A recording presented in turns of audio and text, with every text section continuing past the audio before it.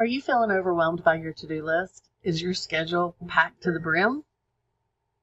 And all of that leaves little room for God's guidance? Join me in this video as I share practical tips and encouragement on how to declutter your schedule and create space for God's will in your life. Welcome to Threshold Thursdays. I'm Kelly, and here in the Buttercup garden, we swap holy hustle for purposeful peace. If your schedule is bursting and your soul is gasping, buckle up, Buttercup, because you're not broken. You are becoming, and today we're making room for God's plan. If you've ever collapsed at night thinking, I was busy all day, and I finished nothing that matters. Notifications are dinging. You heard mine just a second ago. Toddlers are singing or squealing or crying. Dogs might be howling. Meetings are going off. Right? The to-do list is not shrinking. And suddenly there's zero space for prayer, for joy, for fun, for breathing, for going to the bathroom. That hamster wheel hustle, it leaves us all frantic, and it leaves us strangely unfulfilled. It is true overwhelm. You know, we hear lots of words being thrown around these days like decision fatigue and sensory overwhelm. They're just another way of saying it's too much for my brain. I'm overwhelmed, right? That feeling of being overwhelmed, it leads to lots of other breakdowns, like feeling constantly busy, even when you haven't accomplished anything, like difficulty prioritizing tasks, finding time for things that you enjoy, being nice to your children and your spouse, feeling anxious about the future, being unable to relax. Leave me a comment below letting me know that you've experienced those feelings of overwhelm too, because I promise you, you are not alone. And even more importantly, you are not failing because you feel those things. But I do want you to understand when we get into this space of being overwhelmed, it really has an impact on our relationship with God. We miss out on opportunities to connect through prayer, through scripture, through service, right? How many times have you found yourself not going to church on Wednesday or not going to church on Sunday because you're just too busy? How many times have you told God that your time here on earth is more important than your time with Him? You feel frustrated and you feel disconnected from God's presence. You really find yourself struggling to hear God's voice amidst the chaos. So, before we get into all of the how to fix some of that stuff, I want to ground ourselves in some verses. I like to do that here on Threshold Thursday, that scriptural grounding and that kind of a mindset flip a little bit. Matthew 11:28 through 30, Jesus says, "Come to me, and I will give you rest." In 2 Corinthians 12:9, "My grace is sufficient. My power is made perfect in weakness." I mean, come on, ladies. God's invitation is clear. Grace over grit. Grace over grind. Rest. Right? When my to-do list, my planner screams for perfection, I dig into my Bible, and these verses whisper to me, schedule, surrender first. Schedule in the rest. Add the tasks second. We have to create space for God. It's busy. Time is busy. We have all this technological stuff that is supposed to give us our time back. Somehow we just keep filling our time with more and more and more things that are not aligned with our values. So in order to create space for God, we have to identify those things that are time wasters, that don't get us where we want to go, that don't align with the things that are valuable to us. Then we have to commit to regularly scheduling time for prayer, for meditation, for scripture study. I want you to leave me a praying hands emoji or even just a comment letting me know that you are committing to adding spiritual time into your calendar as non-negotiables. Making an appointment with God in your calendar. Like a tithe, that time needs to come first. Right? God doesn't say that we give 10% of what's left. We give 10% first, right? We give our tithe first. We give a small portion first.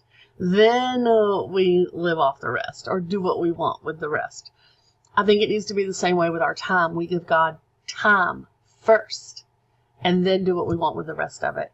And if you're really struggling with that, I highly recommend that you seek support from a spiritual mentor or a community like ours. Comment right below. We will chit chat with you. I want to give you a little way to create a grace audit. It takes 2 minutes, maybe even less, depending on how long your to-do list is. I want you to go through your to-do list, and I want you to circle 3 activities that actually feed your spirit. And I want you to cross out 2 of them that really just feed your ego. Like, why are you doing that? What is that accomplishing towards your values? What's valuable in your life? And how does that feed it? Does it? Or is it just there to make you feel good about yourself? Or to make you look pretty? What is the reason that it's there? And then anything uncircled on that list, so 3 things that actually feed your spirit, 2 that only cross out 2 that only feed your ego, and then anything uncircled, it's negotiable, right? So once you've done all that and you're looking at those negotiable items, you can, here's an easy way to kind of prioritize that schedule and declutter it. Prioritize 3 kingdom tasks per day and delegate or delete the rest of them. That's it. You can give a graceful no when people ask you to do things. Thanks so much for thinking of me. However, my plate is full this season. You can say that. It doesn't make you a bad person. It doesn't let people down. It is not ungodly. Just because the opportunity arises doesn't mean you have to take it. But also, if there is an opportunity that you really, really, really want to take, then you have to understand that something else has to come off of your plate. You cannot just keep adding to it. And then finally, you've got to go back to what we said earlier. You've got to schedule some downtime. Ink that rest onto your calendar before anything else. That's how you find peace in God's will, by recognizing that you don't have to control everything. By trusting in God's plan for your life, even when it's unclear. And by finding joy in the present moment, knowing that God, not you, that God is in control. So our word of the week, I don't know where my piece of paper is. Uh-oh. Well, all my notifications are going off. This is not my normal schedule time. My normal recording time. Oh, here it is. Grace. So your word of the week is grace. My challenge for you is to run that grace audit tonight. And I mean, if you free even 15 minutes for God's lead, then you've done something, right? Or first thing in the morning, that grace audit where you circle 3 weekly activities that feed, or 3 activities on your list that actually feed your spirit, and cross out 2 of them that only feed your ego, and anything else is negotiable, right? If this helped you breathe even a little, if this got you excited to spend time with the Lord, like this video, please. It really does help us. It helps me grow this ministry. Like and subscribe so you get the notifications. Turn on that bell, hit that notification bell so that you get notified when I have a new video. Right now we drop 5 times a week. Plus we have some shorts randomly go out. And if you have a friend who's also drowning in to-do lists, please share this video with her. Don't forget to grab your reset rituals from the description below. And remember, progress, not perfection. Pause on purpose. See you next time. Hey friend, consider this your little PS. If you are new to the Buttercup Garden, I want you to know that I have created a Start Here playlist just for you so that you can bloom without the overwhelm. Okay, so let me tell you right now there's 4 videos. It'll grow over time, but at the time of this recording, there are 4. The first one is Buckle Up Buttercup, and it's a quick channel trailer so that you can meet me, Kelly, and you can hear why we do faith plus growth with grace. The second video tells you exactly what the Buttercup Garden is and how you can grow with us. It's the deeper meaning behind hardy buttercups, why buttercups, how to engage, comment, and pick the playlist that fits your season.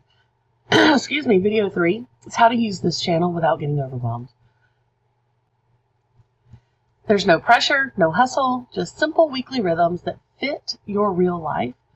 And number 4 is the start here. It's my favorite mindset flip. It's my go-to perspective shift, a journal prompt, a truth seed that you can plant today. I want you to watch them straight through or snack on them one at a time. Either way, you're going to discover our heartbeat, our holy hustle with grace, spiritual joy, and the belief that you are not broken, you are becoming.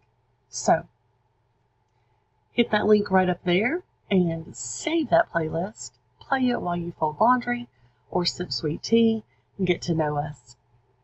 And then go outside, breathe air, and remember, progress, no matter how small, still counts. See you in the playlist. Bye.